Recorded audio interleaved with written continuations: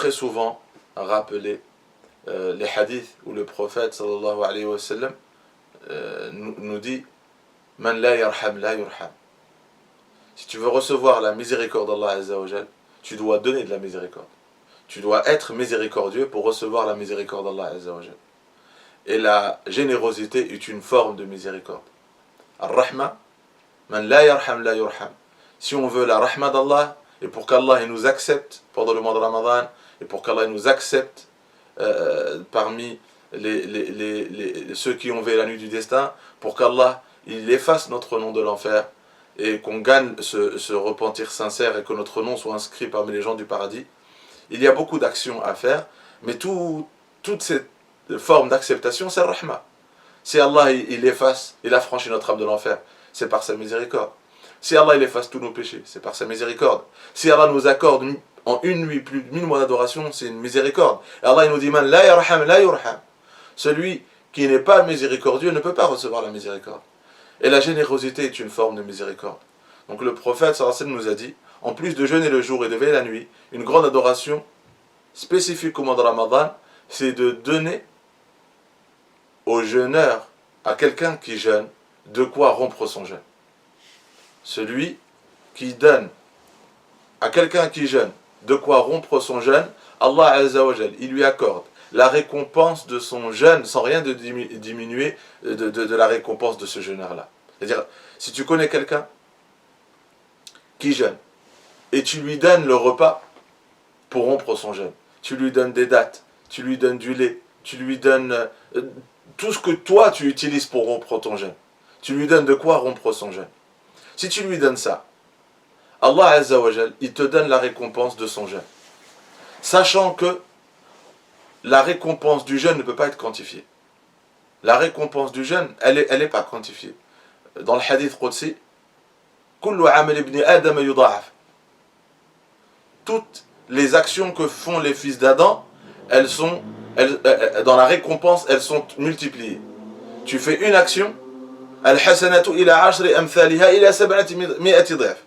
Quand tu fais une bonne action, Allah il la multiplie par 10 minimum. Le minimum c'est une bonne action, la récompense elle est multipliée par 10, comme si tu avais fait cette action plus de 10 fois.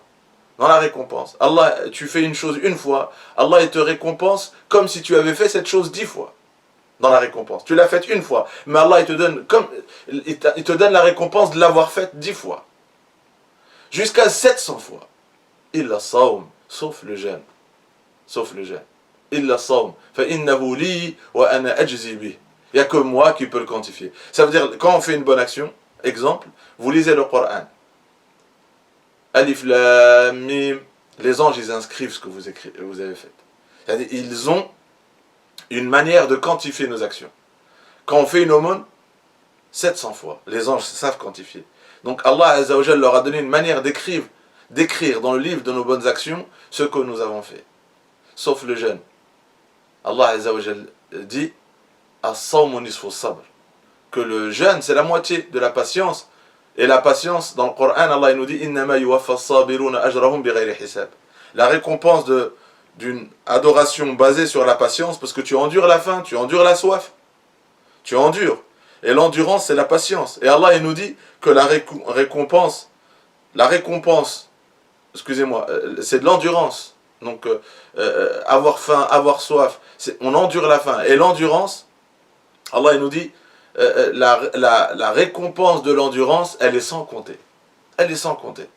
Donc imagine une adoration qu'on ne peut pas quantifier, qui est énorme, sans compter. C'est pas 10, c'est pas 700. Si Allah est dit sans compter, on ne peut pas imaginer. Et bien si j'offre à ce jeûneur de quoi rompre son jeûne, je gagne toute cette récompense. Allah il m'offre toute cette récompense. Donc barakallahu fikum, c'est aussi donc le mois de la générosité. Et il est dit que le prophète sallallahu alayhi wa sallam, dans un hadith, kana ajwad an-nas. Kana ajwad an-nas. Le plus généreux des hommes, c'était Muhammad sallallahu alayhi wa sallam. C'était notre prophète sallallahu alayhi wa sallam. Il était le plus généreux des hommes. Wa ajwad ma yakun fi Ramadan. Il est encore plus généreux dans le mois de Ramadan. Parce que c'est le mois de la générosité. Puisqu'Allah il est autant généreux avec nous, et ben plus on est généreux, plus Allah il le sera avec nous pendant le mois de Ramadan. Et on doit montrer à Allah Azza wa Jal notre générosité, parce qu'on veut qu'Allah il soit généreux avec nous, qu'il affranchit notre âme de l'enfer, qu'il efface tous nos péchés, qu'il nous accorde la rahma et la baraka de ce mois, qu'il nous accorde les grands trésors de ce mois béni de Ramadan, qu'Allah Azza wa Jal fasse que ce mois soit un mois qui nous transforme et qui nous change. Mais si on veut recevoir tous ces trésors, Allah Azza wa Jal, il nous dit quoi? D'être généreux pour recevoir de sa générosité. Et donc le prophète sallallahu alayhi wa sallam nous dit, même ceux qui n'ont pas beaucoup de moyens, donnez des dates, donne 2-3 dates à quelqu'un. Celui qui est au service de son frère, Allah Azza wa Jal sera son service.